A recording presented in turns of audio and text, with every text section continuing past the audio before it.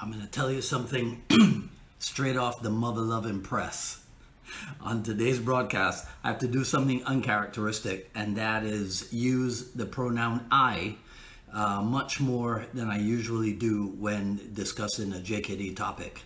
Hello everyone, this is Dwight Woods, the Jeet Kune Do Rebel, and welcome to the I Love Jeet Kune Do broadcast number 96. And this is the one about all of us in JKD getting along. So as you guys are logging in, hey Richard Torres, if you guys would be kind enough to say where you're logging in from and hit the like button, and feel free to continue doing so throughout the broadcast. So did you recognize my Bernie Mac impression just now? All right. So here's the origin story behind today's broadcast title. I did a recent episode of the Jeet Kune Do Dialogues, and afterwards my colleague Richard Torres, who's here with us, who is of the Ted Wong lineage, Richard took umbrage with the attitude of some of the commenters during that episode. So quite simply, he asked that people show a little respect for what I'm doing and refrain from making like snide comments, especially comments that had little or nothing to do with the discussion at hand. And that got me to thinking about how different people use the internet and social media. You see, because what I forgot is that for a lot of people, going online is about performance. Twitter, Instagram, and even Facebook, much of social media is about performance. It's about having an act. So a lot of people come on here looking to attract attention to themselves.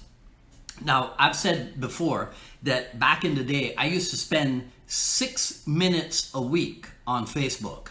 I was busy running my school. I wrote a blog for the school, and I would post the link to the blog on Facebook. So I wrote the blog 3 times a week, Monday, Wednesday, and Friday, and it would take me all of 2 minutes to post the link. And I ended up spending 6 minutes a week on Facebook. And that was pretty much it. Now look at me, right? I'm on Facebook maybe 6 hours a week, and so a lot of it is still like head scratching material for me. In another episode, recent episode of the Jeet Kune Do Dialogues, my colleague Rob Lee, he asked me a question about my vision for the programs.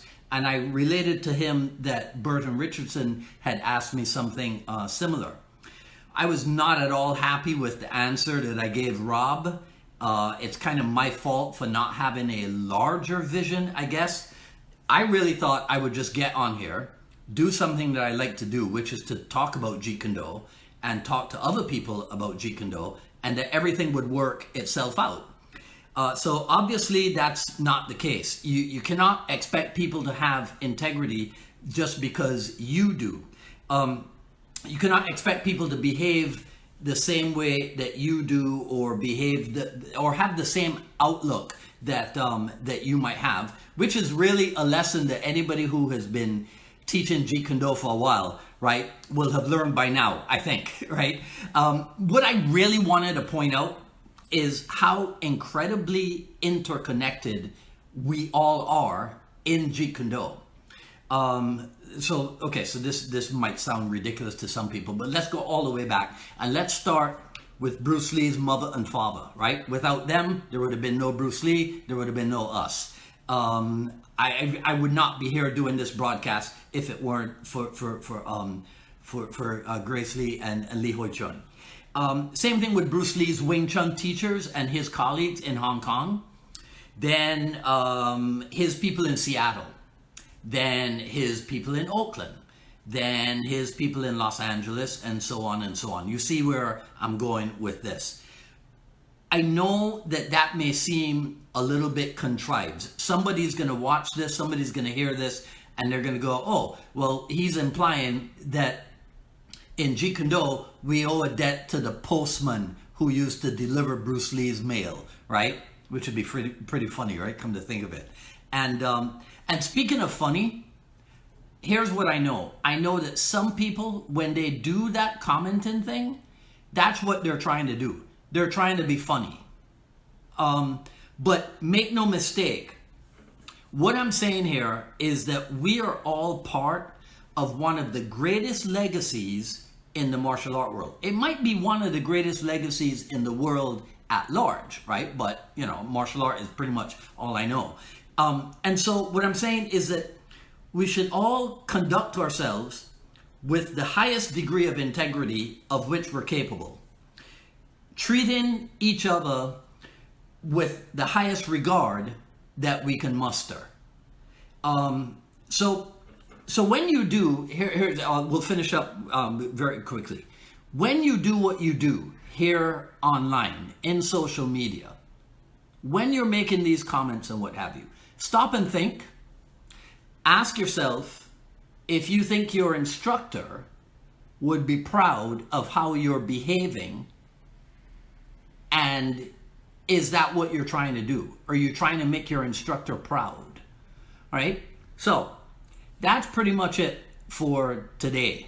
I'm probably getting off why some of you guys are coming on, right? But feel free to share, like, comment, ask me questions. I'll review everything after posting. Sign up for notifications for when we go live here on Facebook.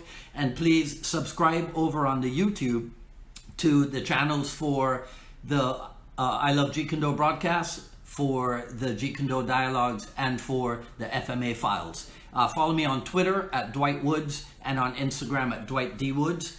On Friday, this will probably be off camera unless I'm able to swing it differently. But the Jeet Kune Do Dialogues episode will be with Perry William Kelly, who is the author of Dan and Asano, The Man, The Teacher, I always forget the name of the thing. I'll do better by Friday. But we might have to do that off camera because I think he'll be using his laptop. So I'll have that posted for you sometime on Saturday, the next episode of the Jeet Kune Do Dialogues. Today's an Indigo Day. There we go. That's it. Right? And so I'll see some of you. Well, I won't see you on Friday because I don't think we're going to be live on Facebook on Friday. So you'll get a little bit of respite from me. And then I'll see the rest of you back here next Wednesday for another issue of the I Love Jeet Kune Do broadcast. You guys take care. I appreciate all of the comments of support that I got. Richard, I thank you very much for taking a stand on my behalf, and everybody else for the kind words that you said. This is Dwight Woods, the Jeet Kune Do Rebel, signing off. You guys take care now.